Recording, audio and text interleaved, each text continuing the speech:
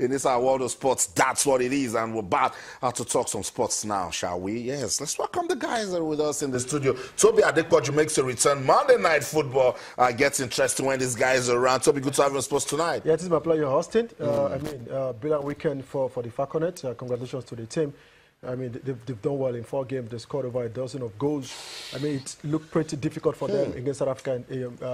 I beg your pardon, against Morocco in the first half. Yeah. They came back in very strong in the second half. Scored 5 goals. That's right. I mean, it was a dominant and brilliant performance from the guys. Looking forward to that big game against South Africa. I mean, I saw South Africa follow up their game against Burundi. They scored 5 in South Africa. So, scary. I mean, very scary.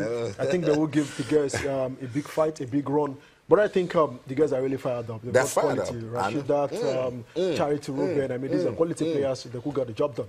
We're hoping to get the job done. Inyobong Monday is also here with us. Inyobong, you also showing love to the ladies? Yeah, absolutely. Very, very commendable performance. And we didn't have any doubts in our minds when they played the first leg. And we know what the manager of that side and the intensity that they play with, and Rashida Jibade and Charity Ruben. These girls are already looking like bulldozers without control. They just go through teams. And it's just great to see them win the second leg so convincingly. And I'm sure they're saying, bring South Africa on now. Let's really go head-to-head with the South African and do to them what they did to the Super Eagles. But then the Super Eagles are saying, who cares? We're going to the World Cup. South Africa can keep that victory. Yes, we know when it's Nigeria and South African women's football, you don't need to blink, because it's going to be a very interesting football match. It's the Four Corners, the national under-20 team. Will continue to monitor that one. When we get more information, of course, we'll come right here and give them to you. Let's begin with table tennis. We told you, Quadri. Let's tell you the story of how he got to the Swedish Open. Let's start from right here in Lagos at the Nigeria Open. Quadri crashed out in the round of 16, and I was like, top-ranked player. What happened? In fact, it was a top seed for the Nigeria Open, and it was defeated by compatriot Bode Abiodun. He left that. He went to the Polish Open. Guys, you know what? Quadri went on to win the Polish Open. No African player has won an ITTF tour outside of Africa. Omar Asa has won the Nigeria Open, but I mean, it's in Africa. Quadri achieved that feat, and the whole world started talking about him again. And then he went to the ITTF World Cup. I mean, all the top stars assembled, and Quadri couldn't do anything. Went to the German Open after announcing sponsorship deal, and Quadri crashed out in the preliminary rounds. He was gutted. He said, I need to do something at the Swedish Open. And then guys defeated top-ranked players, but when he met the number 2, Toby, in the quarterfinals, it was game over. I mean, yes, in the game over for Haruna Quadri, but I mean, he had a brilliant, tournament. Defeated, world number 5, defeated world number 12. I mean, it was a brilliant run for him to the quarterfinal. I mean, to be among the top 8, player in the world, that really gives him a lot of positive mindset in this tournament. It was difficult when you play against number 2. It's going to be difficult.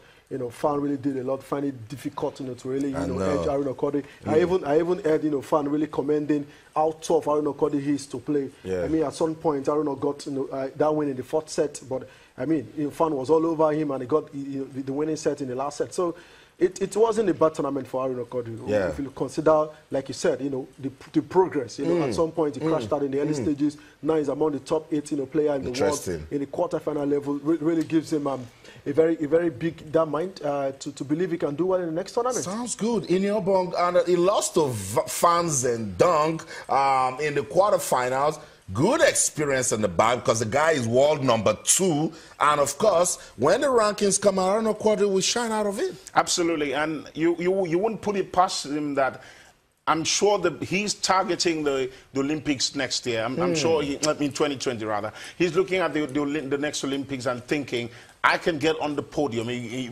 remains the only African to have ever gotten to the quarterfinals of the Olympics. And I'm sure with the way he's going and with the preparation he's put in, and great backhand there, as you can see, great guy. And things are just coming together from him and garnering experience from Germany, now Sweden. He was at Belgium earlier on in the year. And I think he's doing great for himself. And I think, in all honesty, without necessarily being patriotic, I think this guy will get to to the podium at the Olympics in 2020, I have no doubt in my mind. That's right. So that's the long-term plan for Nigeria's Aaron Quadri. He lost 4 games to nothing to fans and Dong. World number 2 in table tennis. No love lost. Aaron Quadri will keep that one and go back to lane. But everyone is still talking about when he spanked the world number 5th seed, Hong Kong's Wu Qingting. Aaron Quadri won that one and went to the round of 16 where he defeated the number 12 seed, Marcos Freitas of Portugal, by 4 straight games. So this is a good time for him. He can actually look back and say, look, I can get better and end the year on a high. Let's carry on with the show now, bring the discussion back to Lagos. Talk about the National Badminton Championship. They gave us a double slam. We don't get to talk much about badminton, but the new board, they have said the major objective is to get you and I talking about badminton. So they went to Katsina. They did that one. The moment they finished, they came to Lagos. In fact, I spoke to some of the players and they said they don't know what is even going on in the Obon. That's what we're talking about, guys. They're getting exposure, they're playing tournaments. Absolutely, because there has to be a competitive platform where these players are getting exposure. There has to be a platform where we're competing with each other, not national competitions, compete with each other, because when international competitions now come, continental competitions now come, the players will be rusty if they're not competing, if they're not engaging themselves weekend or monthly or quarterly, if you like. And I think it's great stuff for the Badminton Association. Right. And I think it's something that we've been talking about. Get the people involved. Get them competitive. Let them be in competitions regularly. And it's good to see that there was one in Katsina, now one in Lagos and all of that. So get the fire going. Femi, I'll get you talking. Now, this is the women's finals, the women's singles finals where Dorcas Adeshoko, that's Dorcas right there on your screen. Know your national badminton players. Top-ranked female badminton player in Nigeria. She defeated a spirited Zainab Momo 21-15, 21-14, while Anu Oluwapo got his second gold from the doubles event. Dorcas got a second gold in the mixed doubles. Now, Femi, Toby, I want to get you talking. I saw Femi right there. Toby, Clement Krobakpo won in Katsina, defeated Anu. Anu now, after gaining experience, came back to Lagos, and you see what we're saying about competitions, and then won in Lagos. You know, Austin, like Monday said, I mean, engaging these players, give them a lot of experience. They learn from their mistakes and they bounce back to be a better player. Like we said, Clement was dominant in the Katsina event, and right now Anu came back to Lagos, worked very hard, and he had to fight very back against Clement. They got paired together, and he knocked out Clement, in the men's single right there in Lagos. Also, there was an upset. Olufa, defeated Clement. That's right. I mean, in Lagos also, and Clement was dominant in Katsina. Hanu and Olufa, dominant in Lagos. I mean, this really bring a lot of competition. There was a bit in the doubles event. So, these are quality players. We just talk about Dorcas, in the women's event. These are quality badminton players that can get exposed, gain experience, improve, get better in every tournament. So, like Monday said, when continental international competition comes, they've got a lot of experience and they could compete, with the IX guys,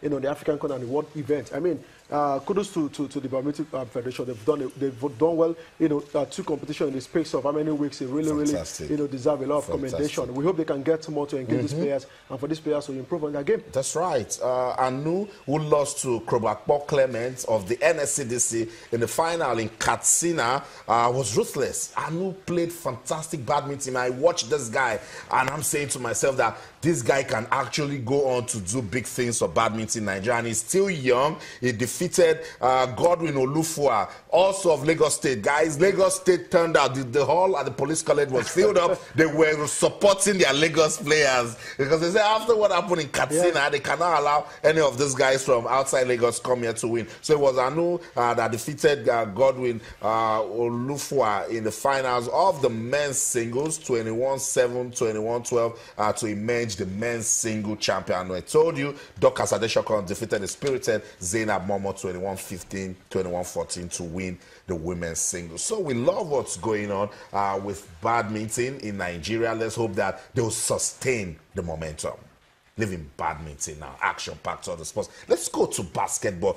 We know all of the drama going on as regards leadership in with basketball in Nigeria. But the players, they say, look, whenever we get to the court, we're going to play basketball. And that's what First Bank did. And the Nigerian Basketball Federation they're saying, well done to the ladies following their bronze medal winning feat at the just concluded FIBA Africa Women Club Championship held in Luanda, Angola. In Yobong, again, good experience in the bag. Good experience in the bag, and also finishing 30 in the competition. Absolutely outstanding. And I like the attitude and the character of basketballers in this country, because if we're to follow the trend of what is happening with the leadership, the confusion left, right, and center, they probably would be very leggy and lethargic with their jobs, but they're saying, no, we don't care what's happening at the leadership.